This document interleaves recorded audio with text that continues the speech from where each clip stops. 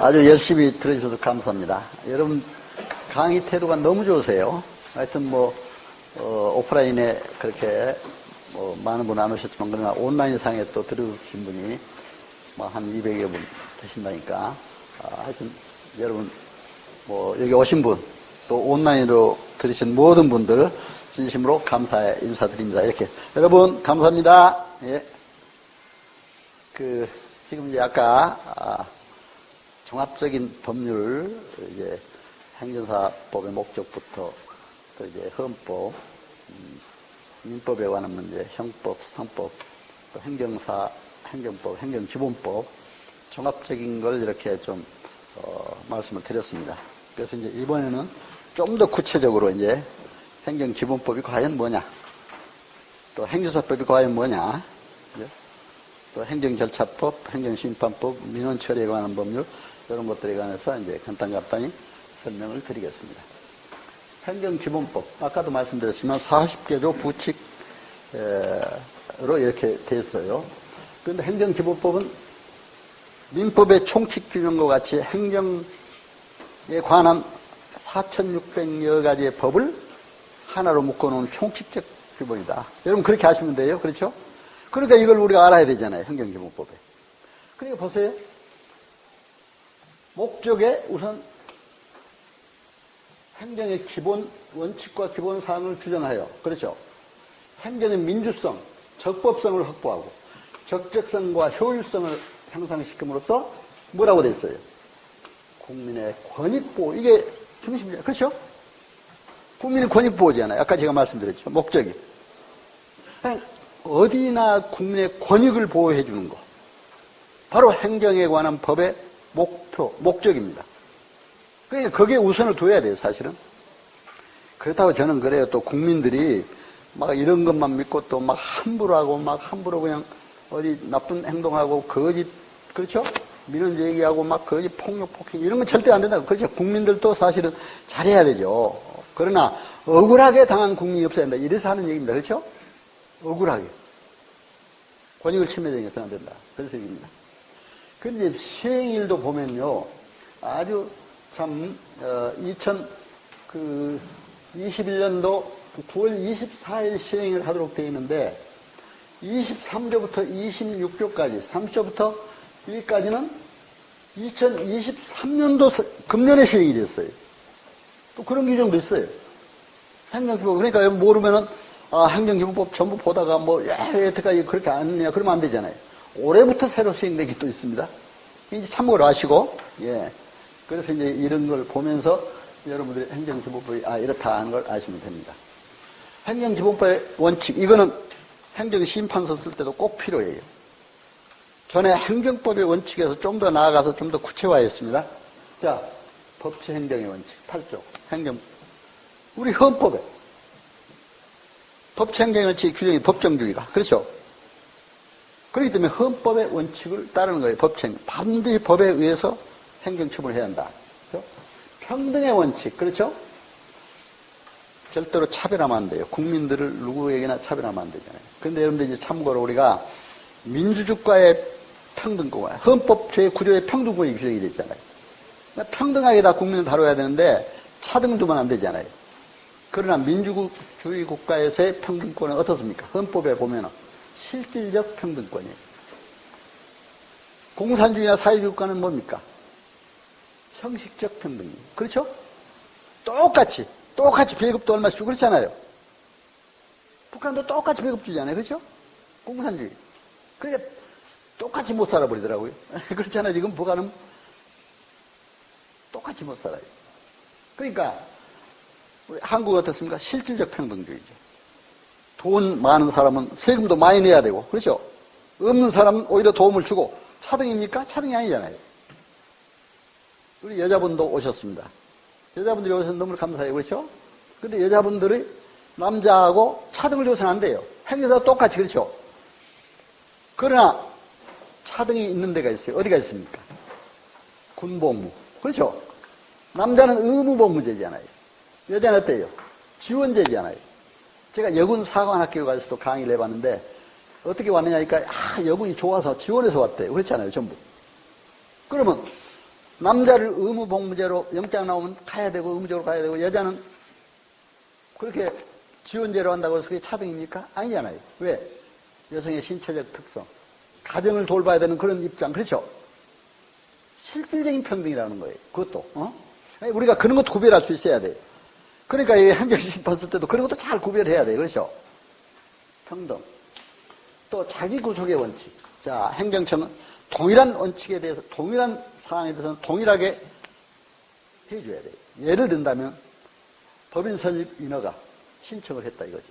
그런데 법인 설립 인허가를 할 때 똑같은 조건인데 어떤 사람은 해주고 어떤 사람은 안 해줬다 그러면 어떻게 됩니까? 안 돼요. 자기 구속의 원칙. 똑같은 원칙은 가지고 있는 대상이라면 똑같이 행정청에서 해줘야 돼요. 그렇죠? 그게 자기 구속의 원칙입니다. 자, 비례의 원칙. 공익사익 비례. 이건 토지 보상에서 이런 문제가 많아요. 예를 들면 고속도로를 하나 내는데 개인의 토지를 많이 수용을 했어요. 그럼 고속도로 내므로서 그 공익에는 굉장히 기여했는데 개인의 땅은 조금밖에 보상을 못 해줬어요. 그렇다면 이것도 만약에 그렇게 했다면 토지 보상에서 이런 거를 잘못했다고 행정심판하면 이것도 이길 수가 있어요. 그렇죠? 비례 원칙에 어긋나니까. 공익에 많은 이익을 봤으면 사익에도 좀 이익을 줘야 돼, 많이. 그렇죠? 무조건 다 수용해가지고 그냥 다 도로 만든다. 그거 안 되잖아요. 그런 얘기입니다. 성실의무, 권한나눔 금지. 이것도 참 중요해요. 약간 민법상 2조의 신의성실의 원칙. 권한나눔 금지의 원칙. 이걸 공무원이 지켰느냐, 안 지켰느냐. 그러니까 요새는 아이러니 하더라고요. 우리 행정사가 공무원 생활을 주로 많이 했는데 이상의 공무원들하고는 좀 공무원들을 잘못한 걸 끄집어내는 그런 역할이 돼요. 그렇죠? 그래서 국민의 편에 서서 일을 하는. 그렇다고 공무원은 이제 이따 민원처리법에 행정절차법에 나옵니다. 공무원들한테 가서 막 폭력이나 폭행하면. 근데 제가 공무원 생활할 때는요, 막 와서 조금 잘못한 사람 보고 막 책상 위에다 막 발언해놓고 막 두들기면서 막 그런 사람도 있었어요, 사실. 근데 그래도 어떻게 그냥 견뎌나가더라고요. 그렇죠? 요즘에 그렇게 하다는 당장 안 됩니다. 폭력. 그렇죠? 그런 거는 하면 안 돼요. 그러니까 공무원들하고도 관계를 잘 가져야 되고, 민원인들도 공무원들하고도 관계를 잘 해야 되고, 공무원들도 신의 성실하게 권한 남용하지 않아야 돼요. 그렇죠? 이런 걸 보면서 그렇게 해야 된다. 신뢰보호. 항상 믿음을 줘야 돼요. 이제 상담할 때도 얘기입니다. 믿음이 중요하더라고요. 신뢰가. 서로 믿어주고, 신뢰해주는 거. 그렇죠? 부당결부 금지 원칙. 예를 들면, 어떤 사람이 그 도로를 내면서 건축 허가를 해줬다. 그 안에다가. 건축 허가할 때는 도로 조명까지 할 수 있도록 의제, 그런 규정이 있어요. 이따가 이제 또 말씀드립니다만. 그렇죠? 그러면 해줬는데, 건축 허가를 내주니까 기부 체납을 좀 해라. 공무원 사회에서 그랬다면 어떻게 되겠어요? 그거 안 되잖아요. 그렇죠? 부당 결부한다 이거죠. 그러니까 이런 거에 어긋나느냐 안 어긋나느냐 그런 걸 우리가 다 행정심판 쓸 때 이런 것도 다 따져보면은 꼭 잘못된 게 한 가지 나와요. 아마 공직자들. 그렇죠? 따져보면 나와요. 그러니까 여러분들이 행정사는 이런 걸 이제 따지면 되는 건데 얼마나 행정사가 이제 연구를 많이 해야 되겠더라고요. 이렇게 한다. 그래서 이제 행정행위는 법이 구체적 사실에 관한 법 집행을 수행하는 권력적 단독행위. 행정행위는 단독행위잖아요. 아까 민법은 이제 비교할 줄 알아야 돼요. 단독행위도 있고 계약도 있고 합동행위도 있다. 그렇죠? 행정에 관한 행위는 권력적 단독행위다. 참고로 이건 아시고. 예. 그리고 이제 행정행위는 법 적합해야 되고 이렇게 공정해야 되고 이제 확정성, 불가 변력, 불가 쟁력 이런 게 있습니다. 그러니까 불가 쟁력은 소송으로 다툴 수 없게 된 경우, 예를 들면 심판으로 다툴 수 없게 되는 경우, 그런 것이 이제 불가 쟁력 그런 거죠. 그러니까 뭐냐면 예를 들면은 행정심판을 할 때 행정처분이 있은 날로부터 180일 이내, 있음을 안 날로부터 90일 이내 행정처분을 해야 된다. 이렇게 딱 규정이 되어 있어요. 그게 아니면 잘못된 거예요. 그렇죠? 그거 지나버리면 끝나는 거예요. 저는 어떤 사람이 영업정지를 당했어요. 아주 돈도 한 달에 몇십억씩 수익이 된대요. 가져와서 그걸 하나 해결해 달라고. 수입료는 얼마나 많이 줄 테니까 그것만 해결해 달래. 한 몇십억 한 사람이 영업정지 당해놨으니 오직 하겠어요? 그런데 보니까 아까 그 날짜에 2, 3일밖에 안 나요. 행정처분이 있은 날로부터 180일인데 그거 다 돼가요. 그럼 여러분들이 그거 올 때 어떻게 합니까? 2, 3일 동안 행정심판 써서 막 낼 수 있으면 하세요. 그렇죠? 근데 그런 자신이 없을 때는 정중하게 그때는 사양을 하는 게 좋아요.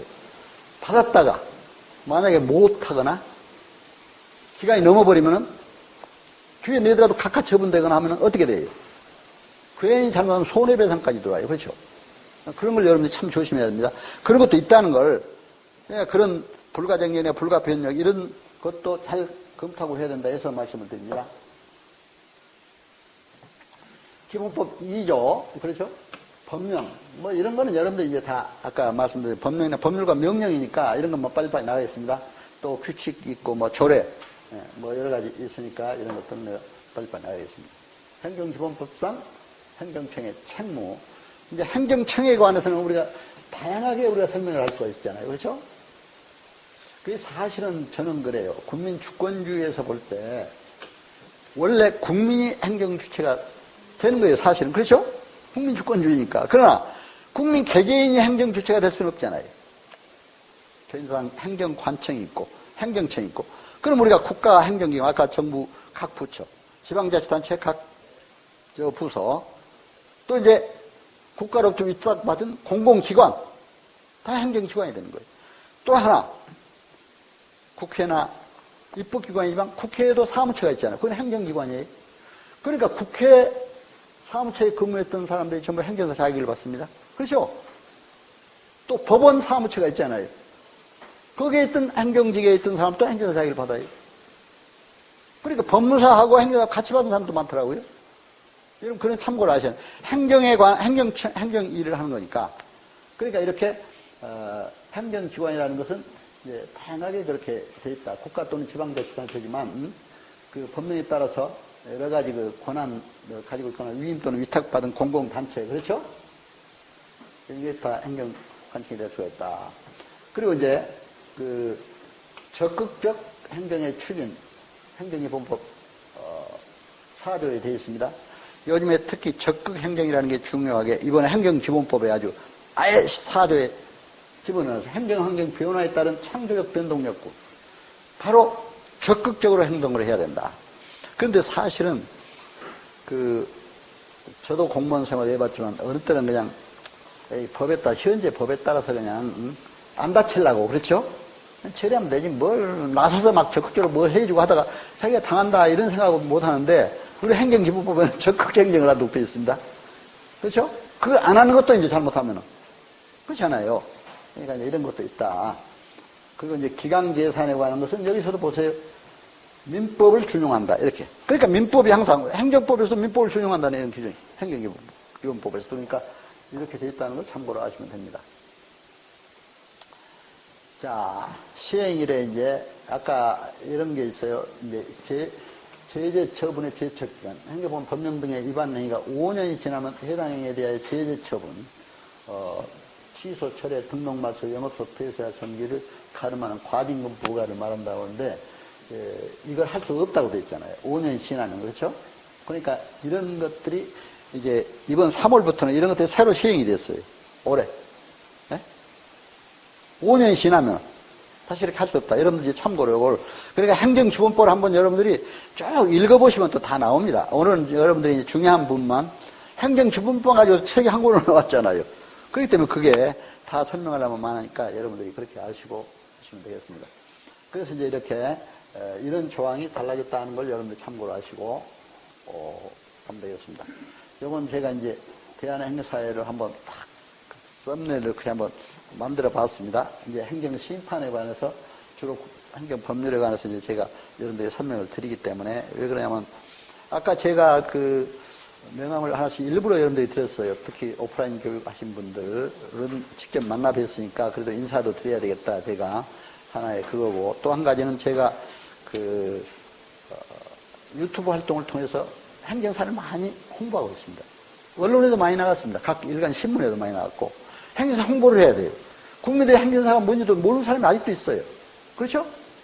언론에, 가능하면 언론에 나가신 분들은 좀 홍보를 많이 이렇게 행정사를 해서, 행정사 권위, 행정사의 위상, 그렇다고 우리가 뭐 스스로 높아지고자 뭐 그런 거에 아니라, 우리가 국민이, 행정사가 필요하다는 걸 국민에게 가르쳐 줘야 돼요. 그렇죠?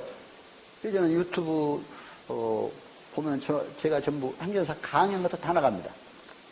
여러분 아마 박완신 TV 치면 딱 나와요. 박완신.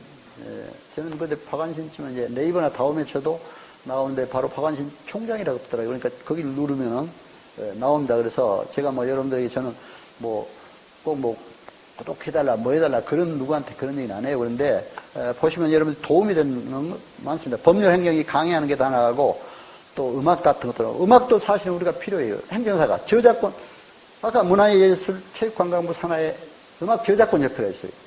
거기에 전부 제가 작사한 노래들 한 12곡이 그리운 금강산 작곡한 최영섭 선생이 작곡해가지고 저작권 협회 등록이 되는데 하다 보니까 나보고 등록을 해달라. 가수협회에서 그렇죠?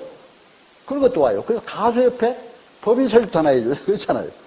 그러다 보니 거기서 또 노래도 부르게 되고 그러다 보니까 이제 저작권 협회? 아, 그래요? 잘 안 들려요, 뒤에? 아, 뒤에 잘 안 들리십니까? 아, 들려요? 온라인에? 아, 그래요. 예.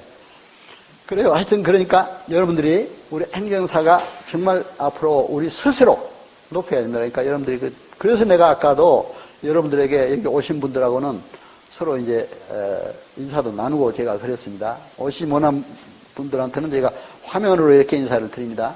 인사 나누고 서로 이렇게, 전화도 주고 명함도 교환하고 이렇게 했는데 서로 알고 이렇게 서로 또 연락도 하고 오늘로서 끝나는 게 아니라 그렇죠? 서로 이렇게 무슨 있으면 소통도 하고 행정사에 대해서 주요 정보는 교류도 하고 교환도 하고 그렇죠? 소통하는 게 중요하잖아요. 그러니까 여러분들이 그렇게 해주시다 하고 이제 했는데 이건 대한행사회를 좀 더 넓게 알리기 위해서 이렇게 쫙 한번, 만들어 본 겁니다, 제가. 그래서 참고로 이렇게 보시고. 자, 그럼 우리 이제 대한행정사회로서 이런 행정작용에 어떻게 대응해야 될 것인가. 행정처분, 공직사회에서 행정처분이 있을 때 행정처분이라는 게 바로 행정작용이잖아요.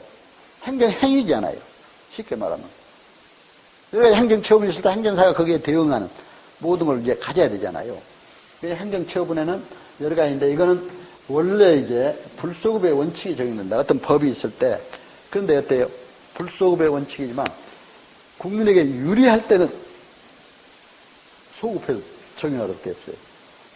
예를 들면 과징금이 행정벌의 과태료나 이런 것이 현행법에서는 500만 원인데 종전의 법은 바뀌지 않았을 때 200만 원이면 어느 걸 적용하겠습니까? 종전 걸 적용해요. 그러니까 우리가 국민들이 모르면은 현행법만 가지고 따지다가는 그렇게 됐어요. 그렇죠? 그런 것도 있다는 걸 여러분들이 아시고, 우리 그러니까 행정심판할 때 이런 것도 다 찾아내야 되잖아요. 그죠? 그래서 이제 말씀을 드린 겁니다. 그래서 이렇게, 그 인간의 존엄과 가치 또 이런 걸, 당사자의 합의를 바탕으로 해서 행정의 효율성과 민주성 제고에 기여해야 된다. 이렇게 해서 말씀을 드립니다.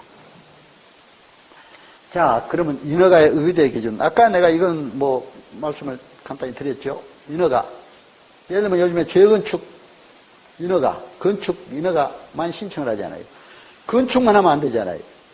도로 점용까지 돼야 되죠. 그 도로를 갈 수 있는, 그렇죠? 저는 아파트 단지에 이제 살다 보니까 그 옆에 아파트는 생기는데 도로가 없으니까 쫙 돌아다니고 그래요.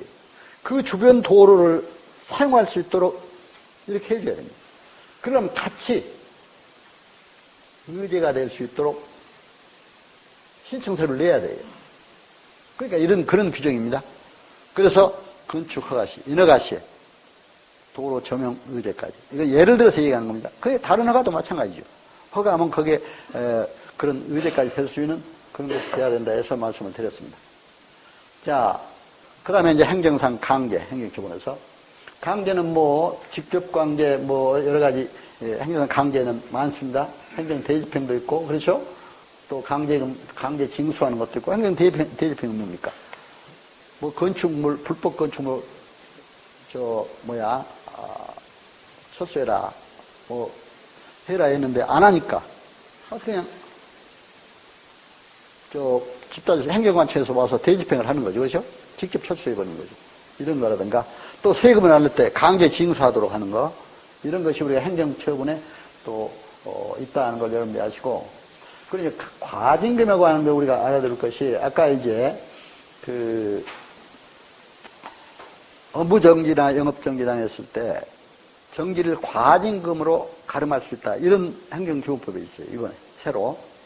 그러니까 앞으로, 영업정지처분만 내려가지고, 해버리면 굉장히 피해를 보잖아요. 매출이 많은데 그 사람이 업무정지 당해서, 영업정지 당했을 때. 그러니까 이때는 과징금으로 대체할 수도 있다. 행정기본법에 이번에. 그런 것도 참고로 아시고, 이렇게 할 수 있는데 왜 그렇게 굳이 그냥 영업정지 처분을 했느냐. 그렇죠? 이런 것도 우리가 주장을 할 수가 있습니다. 또 행정심판의 대상이 처분했을 때, 이건 아까 내가 설명을 드렸죠? 처분이 있었던 30일 이내에 이의신청을 하고, 또 처분이 있었던, 이거는 아까 내가 설명을 드렸으니까. 그리고 5년이 지나면 제재 처분이 불가하다. 이런 게. 그러나 이제 이번에 새로 시행된 재심사제도 이런 것도 생기고 재심제도 생겼어요. 그래서 참고로 여러분들이 이제 이런 것도 있다는 걸 아시면 됩니다.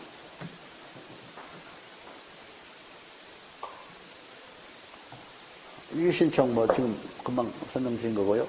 행정청의 입법활동은 이제 이건 입법할 때 관련 기관과 또 이제 제가 우리 행정사법 개정할 때도 법제사법위원들도 만나고 여러 가지 그때 한번 우리 통합행사 되기 전에 해봤으니까 그러니까 유관기관과도 행정안전부가 우리 주무관청이지만 또 법제처라든가 유관기관, 유관자격사단체들 또 이렇게 의견도 이렇게 듣고 그렇게 하는 것이 원칙이다 해서 그런 내용입니다. 이게 참고로 하시고 행정기본법의 이제 기대 효과 이거는 우리가 행정기본법이 2021년도 9월 24일 시행됨으로써 금년 3월 24일까지 시행이 됐다고 그랬잖아요.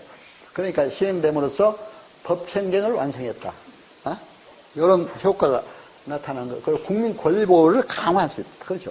아까 국민 권익 보호에 이바지한다. 목적이 다 그렇게 돼 있잖아요. 그리고 적극 행정을, 아까 적극 행정이 아주 직접적으로 표현이 됐잖아요. 행정기본법에. 그리고 4차 산업혁명 시대 혁신을 할 수가 있었다. 여러분 4차 산업혁명 시대. 바로 요즘에 AI가 별걸 다 하더라고요. 그렇죠? 어떤 사람 유튜버인데 AI가 유튜브 말만 하면 그게 만들어내요. 그런데 제가 지난번에 이제 주민자치위원으로 또 해다가 각 구청 단위로 거기에 가서는 쉽게 행정을 생활행정 이런 말로 바꿔가지고 해요. 그래서 또 쉽게 해야 일반 주민도 다 들으니까 그렇게 했는데 거기 변호사도 또 와서 듣고 있더라고요. 생활도. 듣고 너무 도움이 된대요. 행정에 관한. 자기도 행정기관은 근무 안 했으니까. 그렇죠. 그러니까 우리가 변호사하고도 많이 함께 협력하면서 이렇게 해야 된다 생각이 됩니다. 그래서 각 자기사단체들하고도 그래서 그때 보니까 이 AI 변호사도 유튜브를 통해서 많이 활동을 한다. 그래서 여러분 우리 행정사님도 유튜브를 통해서 앞으로 홍보도 하고 활동도 하고 이렇게 해야 된다 생각이 됩니다. 그래서 행정법 체계 효율화를 이루었다. 이렇게 해서 여러분들이 이제 국민과 공무원을 혼란을 해소시키는 이번에 행정기본법이 새로 나옴으로써 이런 역할을 한다 해서 말씀을 드립니다. 그래서 이제 아까 이거는 내가 행정심판 인용 재결 이걸 한 거를 이제 내가 여러분들에게 한번 했습니다. 그래서 아까 잠깐 설명드렸지만 여러분들이 이제 앞으로 이런 걸 직접 할 때 해봐야 돼요, 사실은. 바로 행정심판 재결하면 바로 재결하는 게 보통 4, 5개월 걸려요. 그렇죠? 또 중앙행정심판, 서울시 행정심판에 각 시도 행정심판에 갔다가 중앙까지 가려면 또 더 걸려요, 시간이. 그렇기 때문에 항상 영업정지나 업무정지 맡았을 때는 반드시 집행정지부터 먼저 하라. 그렇죠? 정지신청. 같이. 그러면 이거는 바로 해주더라고요. 한 4일 내에 바로 결과가 나와요. 재결 시까지 집행을 정지한다. 이렇게 와요, 통지가. 그러고 나서 이제 행정심판서는 이제 각 시군구 기초단체, 행정, 처분한 단체장에게 가요. 가면 거기서 답변서가 오잖아요. 우리는 이게 맞다 하고 이제 자기네들 의견을. 그럼 또 행정사는 다시 거기에 따른 반박 보충 서면을 또 내야 돼요. 이렇게 하다 보니까 보통 답변서가 20일, 뭐 30일 걸려요. 오면. 그럼 그걸 다시 보충 서면 내려면 또 뭐 10일 내에 내라 그래요. 그러니까 이런 규정은 알아야 돼요, 우리가. 그렇죠? 그럼 또 보충 서면 내고. 또 경찰까지 갔다가 검찰에까지 갔다가 무혐의 처분되거나 그렇게 됐을 때 다시 보충, 그것까지 청구해서 내려면 또 며칠, 그렇잖아요. 그러니까 보통 4, 5개월은 시군구청의 기초 그 행정심판위원회에서만 하는 것만 해도 그렇게 시간이 걸려요. 그러니까 영업정지나 업무정지 당했을 때는 우선 집행정지부터 신청을 해놓고 해야 한다. 그렇죠? 근데 이제 마지막 끝날 때 보니까 참 인용재개를 받으니까 그렇게 기쁘더라고요. 본인도 그렇게 기뻐하고, 그렇죠. 당한 사람도. 근데 인용재개를 받을 때는 또 그 참고로 여러분들이 문자로 딱 보내면서 인용재개를 됐습니다 하고 딱 와요. 그래가지고 그 다음날, 인용재개를 한 다음날 문자로. 그래 오는데 이제 한 10일이나 15일 있으면 또 그게 서면을 옵니다. 서면까지 다 받아야 돼요. 그러니까 받아보면 이제 그 완전히 그게 이제 하나의 증거가 되는 거죠.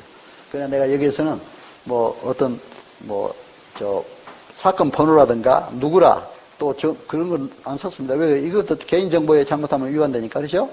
여러분들이 뭐 우리가 그런까지 구체적으로 또 알 필요는 없으니까. 자, 행정쟁송과 이거는 이제 행정심판에 관한 행정쟁송에는 행정소송과 행정심판이 있는데 이거는 이제 다음 행정심판 시간에 여러분들 구체적으로 할 거니까 그냥 넘어가겠습니다. 예, 행정심판에 대한 사례만 여러분들 이제 그런 거 있다고 했으니까 또 행정심판 전치주의도 이제 이건 뭐 한 가지만 내가 설명하면 심판 전치주의는 바로 임의역 행정심판 전치주의 원칙인데 행정소송을 가도 되고 행정심판을 먼저 해도 되고 그래요. 그러나 필요적 행정심판 전치주의가 반드시 적용되는 경우가 있어요. 어떤 경우입니까? 요즘에 음주운전을 많이 해서 운전면허 취소가 됐을 때 반드시 행정심판을 먼저 거쳐야 돼요. 그렇죠? 그 다음에 국세에 관한 문제, 공무원 징계에 관한 문제, 노동에 관한 문제, 토지보상에 관한 문제 이런들은 반드시 행정심판을 먼저 거쳐야 합니다. 저는 이제 행정실습 갈 때 행정법원에 가는데 동영상을 하나 보여주더라고요. 보여주는데 어떻게 된지 압니까? 아주 음주운전하다가 안 하려고 이제 대리운전 기사를 불렀어요. 불러서 대리운전 기사가 운전을 해갔어요. 했는데 대리운전 기사가 약속한 것보다도 훨씬 더 멀리 가거든요. 그러니까 이건 돈을 좀 더 달라고 그랬어요. 그 차주는 아니 난 못 주겠다. 약속했는데 왜 그걸 주느냐. 얼마로 약속했는데. 그래서 그냥 운전기사 화나니까 내려버렸어요. 돈도 안 받고. 내가 경찰에 신고한 것 같아. 경찰이 바로 쫓아왔어요. 근데 그 사람이 쫓아왔을 때 바로 운전대에 앉았으니 자기가 그때 한번 뭐 해발로 그랬든지 어쨌든지 그 운전대에 앉았었어요. 음주 측정을 해보니까 혈중 알코올 농도가 그때는 1점 몇 이상이면 취소 기준이에요. 지금도 여러분 그런 까지 알아야 되잖아요. 우리 행정사는. 그러니까 이제 참 행정사가 만물박사가 돼야 되더라고요. 그렇죠? 그러니까 이제 딱 운전을 취소돼 버렸어요. 면허가. 그런데 이 사람이 뭣도 모르고 행정소송을 먼저 제기했어요. 아까 뭐라고 했어요? 음주운전에 행정심판을 먼저 거쳐야 된다고 그랬잖아요. 필요적 행정심판 전치주의. 그렇죠? 그걸 영상을 보여줘요. 그러니까 이제 행정소송에 다시 돌려보내서 행정심판을 먼저 해오라고 그랬잖아요. 그래 행정심판에 가는데 졌어요, 거기서. 왜? 우리 행정사가 이제 여러분 참고로 행정심판 대리권이 있어야 되는데 그게 없어요. 아직은. 대행만 하도록 됐어요. 그러니까 대리권이 있어야 가서 변론도 하고 가서 증거조사도 하고 가서 막 직접 진술도 하고 이렇게 해야 되는데 그 사람 이름을 하다 보니까 그냥 행정심판에서 각하돼 버렸어요. 그러니까 이제 억울하니까 이 사람이 자기는 하나도 안 한 건 입증됐잖아요. 안 한 거는 자기가 알고 있잖아요. 그러니까 그걸 입증하려고 이제 뭐 음주운전 기사 찾아갔어요. 이것 좀 봐달라. 당신이 여기다 차를 내줬는데 나 여기서 한 발짝도 안 했는데 이것만 입증해달라. 당신이 여기 내려줬다는 것만. 그렇죠? 그리고 와서 사진 가서 보여주니까 사실 자기가 거기 내려줬거든요. 그러니까 그걸 가지고 법원에 제출했어요. 행정소송. 제출해놓은 행정소송에서는 딱 그게 승소에 이겼어요. 인용 판결 난 거예요. 뛸 듯이 기뻐해요, 그 사람이. 아, 음주운전 면허 취소를 취소한다. 그럼 어떻게 됩니까? 돌아온 거 아니에요, 다시. 그러니까 이 사람이 그렇게 기뻐서 뛸 때는 그런 영상을 또 우리 행정사한테 보여주더라고요. 그러니까 제가 이제 그때 한 30명을 데리고 왔는데, 가서 보니까 판사들이 그렇게도 친절하게 잘해주더라고요. 올 때 또 선물도 주고, 그렇게 잘해줘요. 그래서 그거를, 다, 운전에 관한 건 반드시 행정심판을 먼저 거쳐야 된다. 그렇죠? 근데 우리가 심판 대리권이 없기 때문에, 그래서 앞으로는 우리 행정사, 행정심판 대리권을 반드시 행정사법, 행정심판법에 넣어야 됩니다. 앞으로 그런 걸 함께 우리가 노력을 해가야 돼요, 앞으로. 이것이 바로 우리 앞으로 이제 해야 될 일입니다. 근데 지금까지는 아직 그렇게 못하고 있는데, 그거를 이제 해야 된다. 이건 행정기관에 해야 될 일이 왜 우리가 행정사가 대리를 못합니까? 그렇죠? 일본에는 아까 일본의 형사법 얘기했지만 행정심판 대리권이 딱 주어졌어요. 근데 좀 강화는 하고 있더라고요. 어떻게 강화하느냐. 특별 교육을 시켜요. 행정심판법이라든가 소송법 이런 거 그렇잖아요. 법에 대한 거 특별히 집중 교육을 시켜서 거기에 이제 통과된 사람은 행정심판 대리권을 할 수 있는 행정사로서 딱 돼요. 그럼 그 사람들이 행정심판을 다 맡아서 합니다. 우리도 뭐 그런 뭐라도 그렇잖아요. 어떻게 이제 행정심판 대리권을 만들어 놓고 그렇게 교육을 강화해서 교육을 좀 하면 되잖아요. 그렇죠? 행정사들이 알 수 있도록. 그래서 이제 여러분들이 참고로 그런 그 사례를 말씀드렸습니다. 그래서 이제 이런 행정심판 대리권 문제가 지금 상당히 문제가 되고 있다. 이건, 뭐 이따 행정심판 시간에도 뭐 얘기를 뭐 할지도 모릅니다만, 그러나 이건 제가 실제 경험한 입장에서 또 여러분들에게 말씀드린 게 더 또 이해가 될 것 같아서 말씀드렸습니다. 이건 뭐 종류 문제는 뭐 우리가 취소 심판이 제일 많아요. 다른 건 뭐 이제 그렇게 적으니까. 그러니까 여러분 참고로 이런 건 아시고, 행정심판 문제는 아까도 이건 뭐 날짜 문제는 얘기했습니다. 행정심판 시간에 구체적으로 뭐 청구, 인청구 이것도 행정심판에 구체적으로 하도록 하겠습니다. 자, 행정사법. 이거는 이제 1906년 이제 경시전령 또 대사법 규제 규칙으로 이렇게 됐다. 그런데 사실은 행정이라는 게 옛날에 고구려 시대는 행정이 없었어요. 삼국시대는. 고려 시대는 없었어요. 조선조 다 행정기관이 있잖아요. 다만 행정사가 없었다는 것 뿐이죠. 그렇죠? 그래서 이제 우리 행정사의 영역이 이때부터 이제 이런 식으로 생겼다. 이래서 이제 놔둔 겁니다. 행정은 국가가 있는 한은 행정이 없을 수 없잖아요. 여러분들 참고로 그것도 이제 넓게 봐야 돼요. 그래서 뭐 이런 거 구체적으로 뭐 할 거 없고, 다만 우리가 이제 행정사법이 2011년 3월 23일 날 개정해가지고 또 2013년도부터 이제 행정사법 시행됐죠. 그래서 그때부터 1회 자격시험이 실시됐잖아요. 저도 그때 이제 나는 공직 경력으로 받았지만 그때 시험도 됐잖아요. 그래서 그때 뭐 한 7만, 6만 몇 명씩 뭐 됐잖아요. 합격이. 우리는 이제 공무원 자격 기준으로 제가 이제 받아가지고 1회 1기 때 받아서 제가 했기 때문에 이런 걸 했고. 그 다음에 이제 8개 협회로 되어 있던 행정사협회가 통합하기 위해서 법을 새롭게 만든 것이 2021년 6월 10일. 그렇죠? 그래서 6월 10일 날 통합이 됐잖아요. 초대 대한행정사회로 바뀌어서 종로에 있다가, 종로 일가에 있다가 우리 가산 디지털 단지로 이번에 옮겼습니다. 그렇죠? 그래서 이제 종로에도 의미가 있고 여기도 의미가 있어요. 종로에는 왜? 정부 행정기관이 주로 종로 쪽에 많이 있었잖아요. 종전에. 옛날부터 뭐 고려, 조선조 뭐 옛날부터. 그런데 가산 디지털 단지로 옮긴 것도 또 의미가 있는 것이 요즘에 디지털 시대. 그렇죠? 제가 사이버대 총장을 지냈기 때문에 사이버 시대 굉장히 이게 참 중요해요. 이 4차 산업혁명 시대 행정사가 우리가 어떻게 해야 될 것인가, 그런 의미에서 이쪽에 온 것도 의미가 있다 이렇게 생각이 됩니다. 뭐든지 긍정적으로 생각하면 좋잖아요. 그렇죠?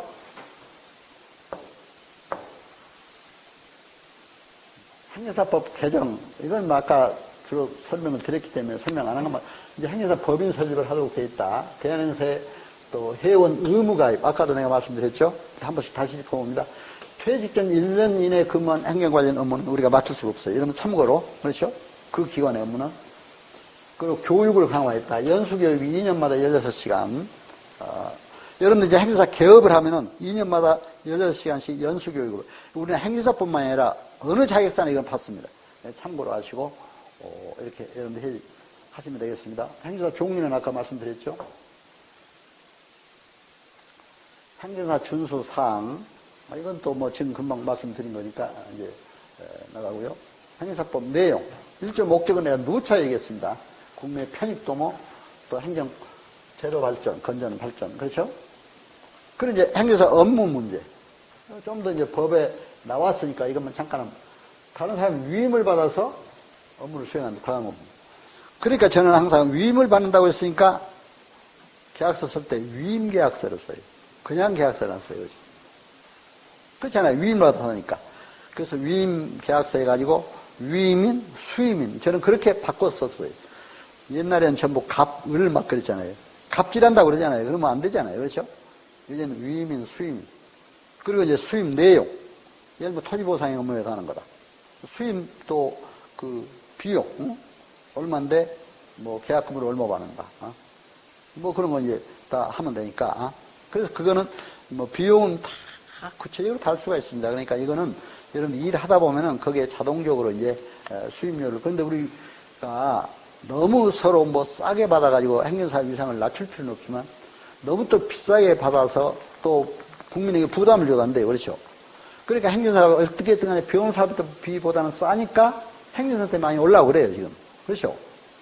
그런 것도 잘 보면서, 그러나 이제 내가 어디 다른 자격사들 보니까 서로 염가 경쟁을 그 법에 보니까 못하도록 됐어요.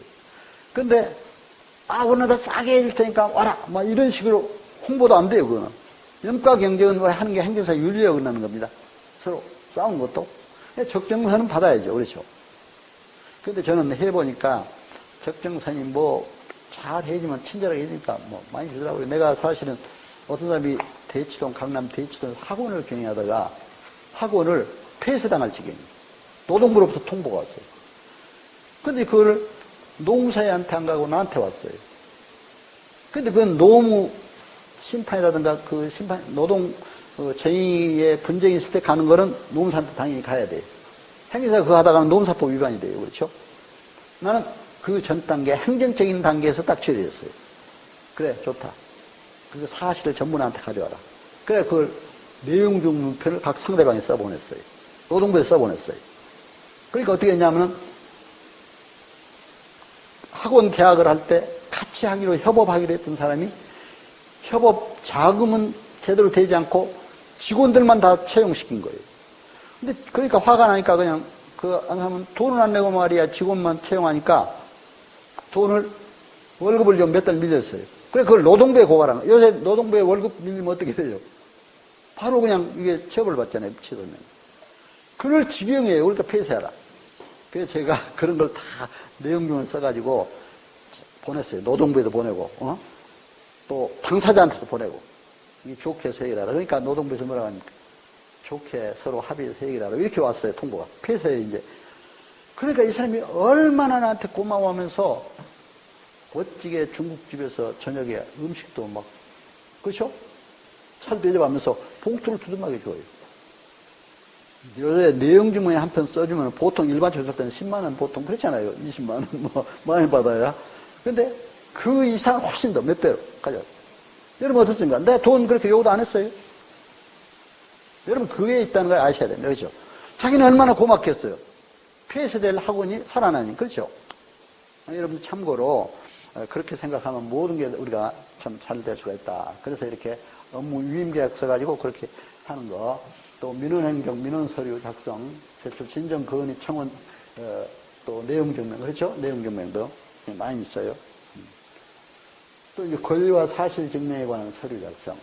아까 뭐 계약서 작성도 하지만 사실 증명, 뭐 아까 부동산 시세 확인 증명서라든가, 그렇죠? 이런 거 다 있고 행정력 관련 서류의 번역, 이건 번역의 행정사가 해야 되고 인허가 면허 받기 위해서 행정기관에 신청 청구 신고 등 대리. 여기에는 인허가 신청할 때 대리권이 있어요. 여기는 대리권이 있어요. 그렇죠? 그런데 인허가를 안 해줬을 때 행정심판 대리권이 없기 때문에 그게 또 문제예요. 그렇잖아요. 그렇기 때문에 행정심판 대리권까지 있어야 된다. 또 여기 이제 법령 행정에 대한 상담. 이게 이제 컨설팅. 그렇죠? 빅데이터 활용해서 또 사무의 사실조사, 또 교통사고 사실 민간조사, 요새 사실조사, 심지어는 탐정 업무까지 막 하고 그렇잖아요. 행정사들이 지금 나와서 그 분야까지 지금 개발하고 있습니다. 그러니까 참고로 일본에서는 다 하고 있더라고요. 조사업협회라고 해가지고 조사, 사실조사, 업협회까지 있어요. 그렇게 하고 있습니다. 참고로 민원 처리에 관한 법률. 이거는 뭐 중요한 것만 말씀드리겠습니다. 목적도 이게 보세요. 국민의 권익보호. 그렇죠? 어디나. 목적이 그렇죠? 국민 권익보호가 항상 최우선이에요. 참고로 이렇게 여러분들이 아시면 되겠습니다. 그래서 국민의 권익보호에 있다. 그리고 민원이라는 것은 이렇게 행정기관에 이제 각 행정기관이라는 게 아까 행정청에 대해서 제가 말씀드렸으니까 여러분 아실 겁니다. 그리고 이제 교육법에 따른 요즘에 학교 폭력이 많은데, 저도 학교 폭력에 관한 그런 것도 많이 해봤어요. 근데 요즘에 초등교육법이나 고등교육법에 따른 이런 것도 우리가 민원이 될 수가 있고 이렇게 한다 해서, 여러분들에게 말씀을 드립니다. 민원 처리 권리와 의무. 그래서 이제 보면은 보세요. 행정기관 민원인의 폭언 폭행을 당해서는 안 된다. 행정기관. 그렇죠? 그러니까 아까도 얘기했죠. 폭언 폭행 행정기관에 갔을 때 하면 안 돼요. 잘못하면 큰일 나요. 예, 여기가 안 되고, 또 이제 신체적 정신적 피해 예방을 위해서 정신적 장애자들에 대해서는 좀 편의를 봐줘야 된다. 이런 얘기입니다. 그리고 이제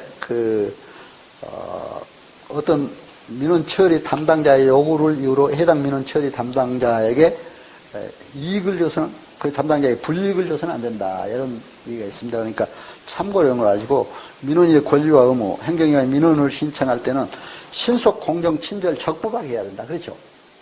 이런 것이 민원 행정 처리에 관한 법률로서 중요한 것이다. 이렇게 이제 볼 수가 있습니다. 민원 처리의 원칙도 이런 거 보고, 이제 특히 아까도 개인정보에 관해서 얘기했습니다. 개인정보는 절대로 민원 처리할 때 공직자나 또 상대 민원인에 대해서 정보를 함부로 이렇게 어디 나쁜 정보를 제공하거나 그러면 안 된다. 이렇게 참고했습니다. 그리고 민원이 얼마나 중요하면 민원의 날까지 11월 24일로 이렇게 정하도록, 민원의 날까지 정하도록 이렇게 규정이 되어 있다. 여러분들 참고로 아시고 이런까지 있다는 걸 아시면 되겠습니다. 민원 신청 접수, 민원인 신청 접수가 됐을 때 신청을 받았을 때는 신속 공정하게 행정기관은 민원 처리해야 된다. 이런 얘기예요. 그리고 요즘에 전자정보법에 따라서 전자화 문서로도 할 수가 있고, 실제 서류로도 접수할 수 있고, 또 구두로도 할 수 있고, 또 전화로도 민원 접수를 할 수 있는데, 또 접수증도 줘야 되고 이런 게 있습니다. 그러나 구두로 이제 전화를 할 때 접수증을 줄 수 없으니까 그때는 생략할 수 있다. 이런 규정입니다. 바로 쉽게 얘기하면 불필요한 서류의 금지. 어느 때는 행정기관에서 불필요한 서류까지 내라 이런 경우도 있어요. 그러니까 이제 그런 거는 너무 무리하게 그렇게 해서는 안 된다. 그리고 이제 아까 민원 취약계층 문제 이런 것도 말씀드렸습니다. 처분 당사자, 행정 절차법상 어떤 이것도 우리가 행정사로서 꼭 알아야 되더라고요. 절차법에 보면은 여기도 목적이 국민권익보호잖아요. 그렇죠? 그러니까 모든 행정에 관한 법이, 우리 행정사가 필요한 법들이 이 행정절차죠. 이 국민권익보호예요. 그래서 여러분들이 이제 우리가 근본적으로 알아야 될 법만 제가 잠깐 말씀드렸습니다. 근데 행정절차법도 청문이라는 게 당사자들 불러서 의견도 물어봐야 돼요. 그렇죠? 물어볼 때 공무원들도 그거 잘해야 되겠더라고요. 행정관청에서도. 물어볼 때 혹시 한쪽만 제대로 받고 이쪽은 만약에 제대로 안 듣는다면 그것도 안 돼요. 그리고 민원 누가 제기했다면 그 민원 서류도 또 줘야 되는데 안 주고 거기서 잘 안 보여주고 그냥 이런 얘기가 들어왔으니까 서류 보충 서면이나 의견 서류를 내라 하면은 그거 어떤 내용인지 모르니까 안 되잖아요. 그러니까 이제 이런 것 때문에 공정하게 투명하게 안 했을 때는 이것도 문제가 된다. 그렇죠? 그래서 항상 행정 절차법상 문제고, 또 이제 중요한 것들은 공청회를 열어야 된다. 이런 게 있어요. 전문가들을 모아놓고 공청회에서 그걸 결정해야 되고, 그렇죠? 그래서 이런 내용들입니다. 그래서 이제 이런 것들을 해야 되는 것이 이제 행정절차법상 청문, 공청회, 또 의견 제출, 그렇죠? 전자문서 이런 것들은 지금 내가 말씀을 드렸고요. 이건 이제 아까 누차 많이 얘기한 겁니다. 신의 성실, 또 투명성, 행정 업무 이런 거에 관해서 이제 말씀드렸고요. 비송 사건이라는 것도 우리 행정사들이 또 해야 될 분야예요. 그러니까 이게 가장 많은 것은 우리가 행정사를 해야 될 것, 법인 설립, 해산, 청산, 법인 등기 문제 이런 것들, 또 신탁법상 신탁에 관한 사건, 공탁 감정에 관한 사건 이런 것들은 우리가 행정사들이 또 관여해야 될 일이거든요. 법인이 청산될 때 해산 청산해야 될 문제 이런 것들을 우리가 이제 해야 될 문제가 있고 하니까 이렇게 됐다 해서 말씀을 드립니다. 자, 그 다음에 이제 이렇게 아까 2조 행정사법 제2조에 따른 업무 내용을 여기 이제 잠깐 설명, 아까 2조에서 말씀드렸으니까, 요거는 뭐하고, 윤리와 자선에서는 이제 직업 윤리에 강의하는 건데, 사실은 우리가, 최소한 이런 윤리는 지켜야 된다. 전문 자격사로서의, 아까 긍지와 자긍심을 가야 한다. 국민 편익, 공공의 이익을 위해서, 또 신의 성실의 원칙, 의사전달 상당 능력이 있어야 된다. 그리고 이제 행정법률에 대한 전문 지식도 있어야 된다. 또 이제 리더십도 우리가 갖고 일해야 된다 하는 것이 우리가 이제 여기에 우리가 해야 될 윤리 문제다 이렇게 생각해서 말씀드립니다. 자, 그래서 우리가 행정사로서 성공하려면 4A 바이러스에 걸려서는 안 된다 이런 얘기예요. 이거는 윤리 문제하고 관련된 겁니다. 절대로 언론간섭 교만하지 말아라. 이건 제가 하는 얘기가 아니고 미국의 하버드 대학 연구팀들이 얘기한 거예요. 언론간섭 절대로 교만하지 말아라. 그렇죠. 아까 그래서 겸손하라. 국민들 섬기라 했잖아요. 교만하면은 꼭 이게 문제가 돼요. 그 다음에 성공하지 못한다. 언론이 있어. 너무 외로워하지 마라. 여러분 행정사라다 보면 외로울 때가 있어요. 고객도 안 오고 그냥 임대료만 내고 앉아가지고 혼자 앉아있다 보면 외로울 때도 있어요. 그런데 저는 아예 그냥 처음부터 처음에 3명으로 시작했다가 한번 대여섯 명 막 몇 명까지 이렇게 불어나고 그렇게 같이 했어요. 근데 저는 이제 합동사무소 이렇게 했는데, 요즘 이제 법인으로 하도록 되어 있습니다. 3명 이상. 그렇죠? 법인도 하도록 되어 있으니까. 그런데 혼자 할 때는 외로울 수도 있어요. 그렇죠? 이 외로움을 잘 극복해야 돼요. 그런데 일본 행사가 그 외로움을 극복하느라고 막 음악도 하고 악기도 하고 그러면서 막 사람들과 관계에서 만나고 하더니 그 사람이 최고 행사가 됐대요. 외로움을 잘 극복할 수 있어야 돼요. 그렇죠? 그 다음에 애드벤처